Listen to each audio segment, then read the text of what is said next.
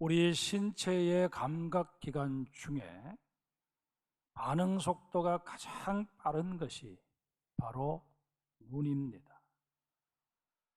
그래서 그런지 우리 인간들은 눈으로 받아들이는 정보에 대한 의존도가 아주 높습니다. 그 좋은 증거로 백문이 불여일견이라는 말을 들 수 있을 것입니다. 어떤 사실에 대해서 100번 듣는 것보다 한 번 보는 것이 훨씬 더 좋다, 정확하다 하는 그런 의미 아니겠습니까? 그런데 무지개라고 하는 시로 우리에게 잘 알려져 있는 영국의 낭만주의 시인 윌리엄 워즈워드 같은 경우는 눈이 너에게 말하는 것을 믿지 말라. 그것이 보여주는 것에는 한계가 있다. 라고 이 일을 제기합니다. 사실 우리 인간 자체가 불완전한데 시각인들 온전하겠습니까? 이제 본문을 한번 살펴보십시다. 오늘 본문은 예수님께서 제자들 중에 베드로, 야고보, 요한 이 세 명을 대동하시고 헬몬산으로 추정되는 높은 산에 올라가셔서 기도하시던 중에 벌어진 사건을 소개하고 있습니다.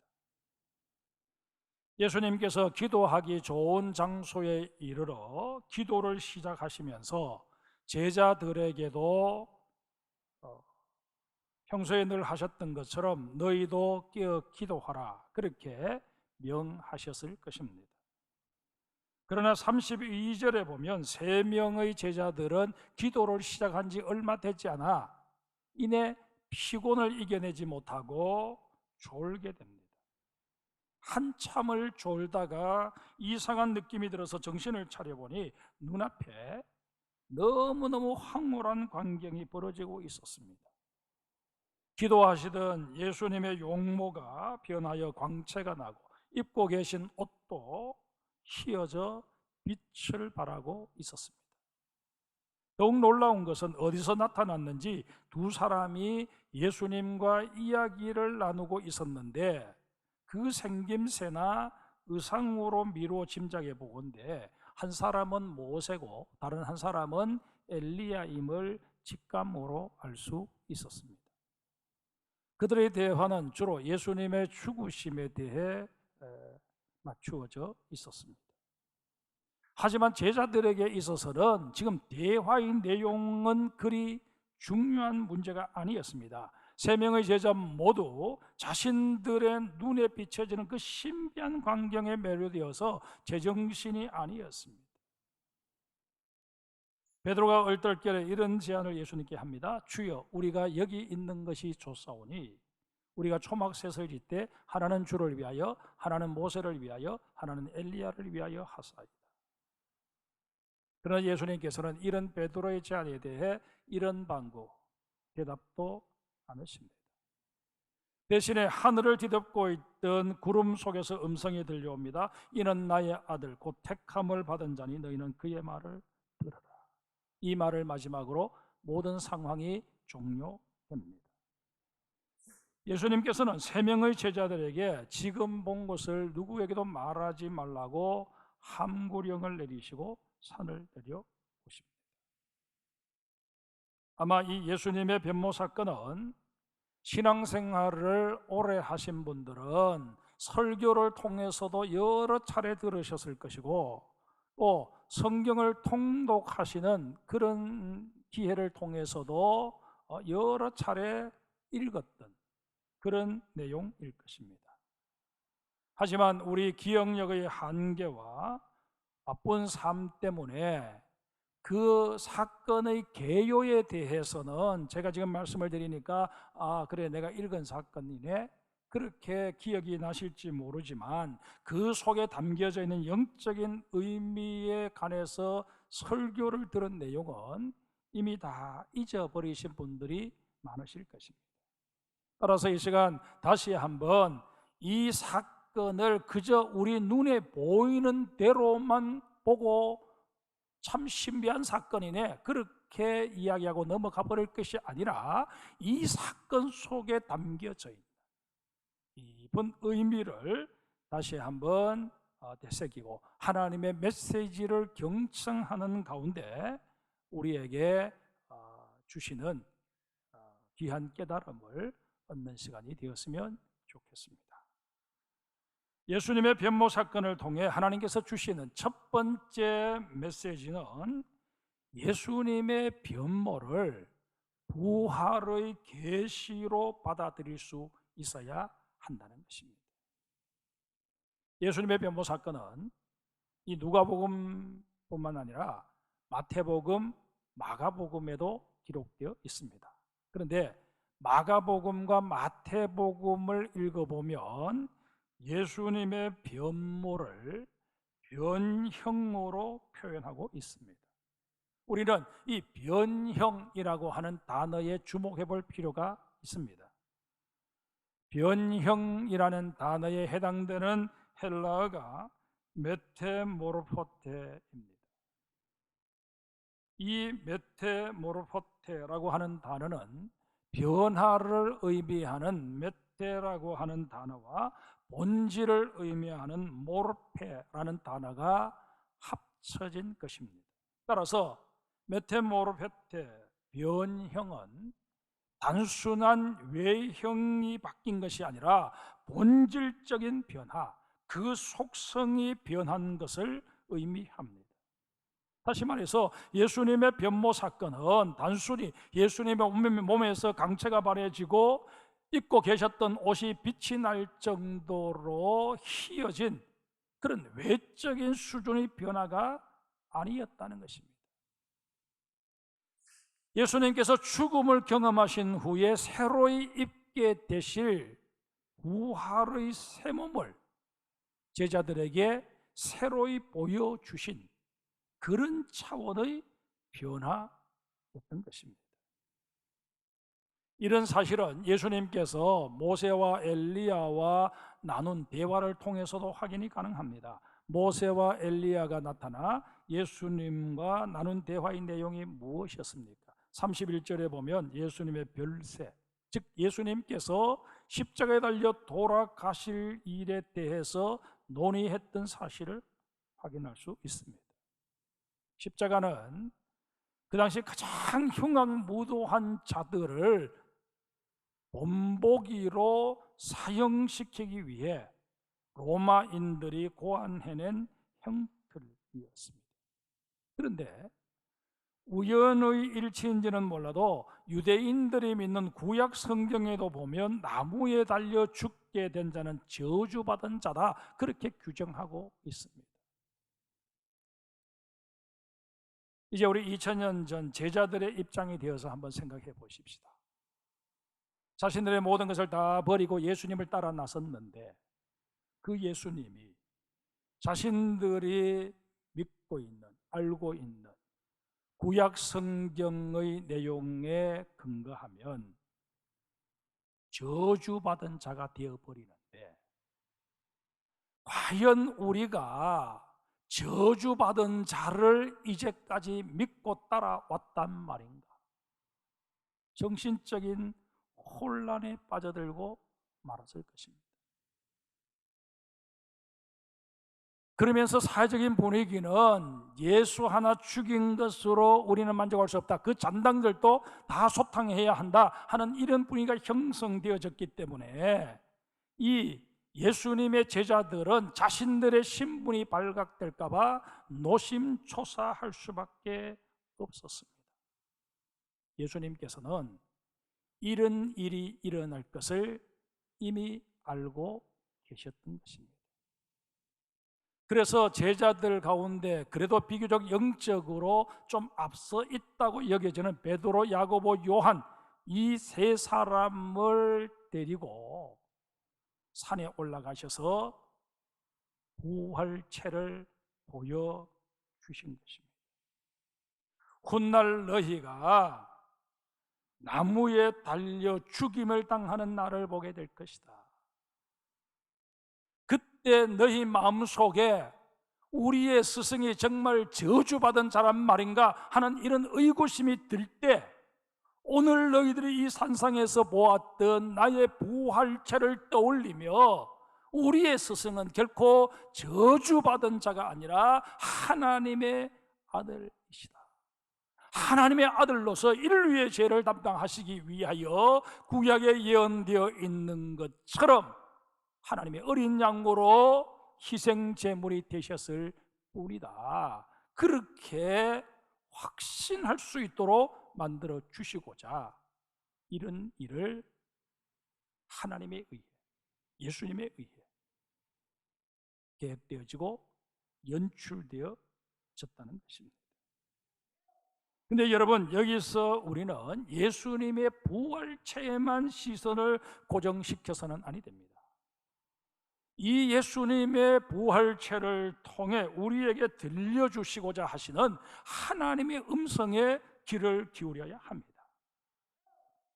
로마서 12장 2절에 보면 하나님께서 바울의 입을 빌어 이렇게 말씀하십니다. 이 세대를 본받지 말고 오직 마음을 새롭게 함으로 변화를 받아라. 결국 변화가 필요한 것은 예수님이 아니시고 우리라는 것입니다. 하나님의 아들이신 예수님, 그분은 굳이 변화를 체험하지 않으셔도 여전히 하나님의 아들이심이 틀림없습니다. 예수님이 하나님의 아들이시라는 사실은 예수님께서 성육하시기 이전에도 또 성육하신 이후에도 십자가에 달려 돌아가시기 이전에도 십자가에 달려 돌아가신 이후에도 전혀 변할 수도 손상될 수도 없는 너무나도 확실한 진리입니다. 이런 관점에서 볼 때 예수님의 변형 사건은 예수님에게 어떤 하나님의 아들로서 확신을 심어주시기 위한 것이라기보다는 당시 죄자들과 또 오고 오는 모든 세대의 그리스도인들을 위해 필요한 사건이었기 때문에 하나님께서 허락하셨다는 것입니다. 그래서 우리는 산상변모를 기념하는 주일을 따로 정하고, 이 사건은 정말 죄로 가득 차 있는 이 세상에서 이런저런 유혹에 휩쓸려 상하고 찢기고 또 어려움을 겪고 있는 우리들에게 하나님의 사랑을 보여주시는 사건으로 인정하도록 만들어 주셨다는 것입니다. 우리를 하나님께서는 매일매일 다듬어서 하나님의 나라에 합당한 모습으로 변화시켜 가시는데, 이 사실을 우리로 하여금 인지할 수 있도록 우리 주님이 우리에게 부활의 몸이라고 하는 것, 장차 내가 입고 너희가 입게 될 부활의 몸이라고 하는 것은 이런 거다 하고 보여주셨다는 것입니다. 그러기에 여러분, 정말 힘들고 어렵더라도 우리는 이 주님께서 보여주신 이 산상변형 사건을 통해서 다시 한번 우리의 부활 신앙을 새롭게 할 수 있어야 할 것입니다. 이런 사실을 깊이 깨달은 사도 바울이 이렇게 외칩니다. 그러므로 우리가 낙심하지 아니하노니 우리의 겉사람은 낡아지나 우리의 속사람은 날로 새로워지도다.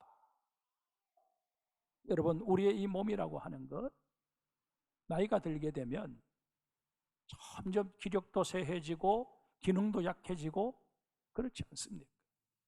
이것을 사도 바울은 낡아진다, 그렇게 표현을 하면서 우리가 이 몸이 낡아져서 더 이상 우리의 영혼을 담아낼 수 없는 상태가 되는 것을 죽음이라 그렇게 해석을 하면서, 그 죽음을 경험한 이후에 결국 우리의 속사람은 새로운 몸을 있게 될 것이다.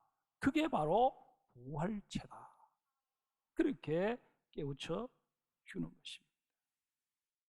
사랑하는 성도 여러분, 정말 예수님의 이 변형 사건을 통해서 언젠가는 나도 이런 신비한 몸을 덧입게 될 것이다 확신하는 부활의 신앙을 소유한 하나님의 사람들이 되시기를 주의 이름으로 축복합니다. 예수님의 변모 사건을 통해 하나님께서 우리에게 주시는 두 번째 메시지는 예수님의 영광은 그 어떤 경우에도 개인적인 체험으로 끝나서는 아니 된다는 것입니다. 너무나도 영광스러운 몸으로 변형되신 예수님께서 율법을 대표하는 모세와 또 모든 선지자들을 대표하는 엘리야를 만나 대화를 나누시는 그 엄청난 장면을 세 제자들이 목격하게 됩니다. 그들은 그 광경을 목격하는 순간 지금 당장 이 땅에 천국이 도래한다면 이처럼 황홀할 것이다, 그렇게 나름대로 생각을 한 것입니다. 그래서 그것을 천국 이련이 그렇게 여기고 아예 여기서 우리는 눌러 살았으면 좋겠다, 그렇게 판단하고 예수님께 그렇게 허락해 달라고 요청을 합니다. 이들이 초막셋을 짓겠다고 한 것도 우리가 예수님과 모세와 엘리야의 수족이 되어서 정성껏 모실 테니까 우리의 이런 마음을 예수님 좀 헤아려 주십시오 하는 그런 간청의 의미를 담고 있었습니다. 그러나 예수님께서는 이들의 요구를 수용하지 않으십니다. 내게 허락되어지는 삶의 자리에서 내가 한 사람의 장성교회로서의 역할을 감당해내는 것을 말합니다. 내가 서 있는 그 자리에서 주님께서 명하신 빛으로 소금으로 살아가는 것을 의미한다는 것입니다. 하나님께서는 예배를 통해 또 개인적인 영성훈련을 통해 누리게 된 은혜를 내 속에 묻어두지 말고 그 은혜를 필요로 함에도 불구하고 그 은혜를 어디서 얻어야 할지 알지 못하는 우리의 이웃들과 공유하라고 우리를 이웃에게로 보내시는 것입니다. 우리가 파송된 자리에서 그 하나님의 영광과 능력을 드러내고자 애쓸 때 거기에 바로 하나님이 임하시며 거기에 바로 하나님의 나라가 건설되어 지는 것입니다. 거듭 말씀드립니다. 영적 체험은 개인적인 차원에 머물러서는 아니 됩니다. 반드시 공동체적인 경험으로 확장되어져야 합니다. 우리는 한순간도 이 사실을 잊어서는 아니 됩니다. 이런 의미에서 여러분과 저는 분명 복음의 증인들이요 복음의 역군들이다 하는 사실을 유념하셔야 할 것입니다. 이와 연장선상에서 하나님께서는 세 번째 메시지를 우리에게 주십니다. 바로 예수 그리스도의 말씀에 순종하며 따르라는 것입니다. 엄청난 장면을 목격하게 된 제자들이 정신을 차리지 못하고 있었을 때 온 하늘을 구름이 뒤덮기 시작합니다. 갑작스러운 자연현상에 제자들은 두려움에 휩싸이게 됩니다. 두려움에 휩싸여 어쩔 줄 몰라 하는 이들에게 그 짙은 구름 속에서 소리가 들려옵니다. 여러분 한번 상상해 보십시오. 여러분들이 그 현장에 있었는데 정말 구름으로 인해서 그냥 사방은 어둑어둑해지고 있는 이런 상황에서 하늘에서 느닷없이 소리가 들려왔다면 여러분들은 어떤 반응을 보일 것 같습니까? 아마 모르긴 몰라도 제자들은 그 소리에 그냥 혼비백산해서 그 자리에 다 엎드려졌을 것입니다. 몸은 사시나무 떨듯 떨었을 것입니다. 그렇게 땅에 납작 엎드려서 어쩔 줄 몰라 하고 있다가 한참 시간이 경과된 후에 더 이상 소리가 들리지 않으니까 조심스레 고개를 들어보았을 것이고, 그랬더니 모세와 엘리야는 더 이상 보이지 않고 예수님만 거기 계셨습니다. 엘리야나 모세는 영으로 임했으니까 이 땅에 계속 머물러 있을 수는 없겠지요. 그러나 어쨌든 이 제자들의 눈에 예수님만 보였다 하는 이 사실을 중점적으로 기록해 놓은 여기에 우리는 주목해야 합니다. 결국 율법을 완성하실 분도 예수님이시요 예언의 온전한 성취자도 예수님이시다 하는 것을 우리에게 분명히 깨우쳐 주기 위해서 모세도 엘리야도 더 이상 보이지 않고 예수만 보였다, 그렇게 증언하고 있는 것입니다. 이런 까닭에 우리의 신앙은 마땅히 only Jesus Christ, 오직 예수 그리스도의 신앙으로 정립되어져야 된다 하는 사실을 다시 한번 명심하는 우리 모두가 되어야 할 것입니다.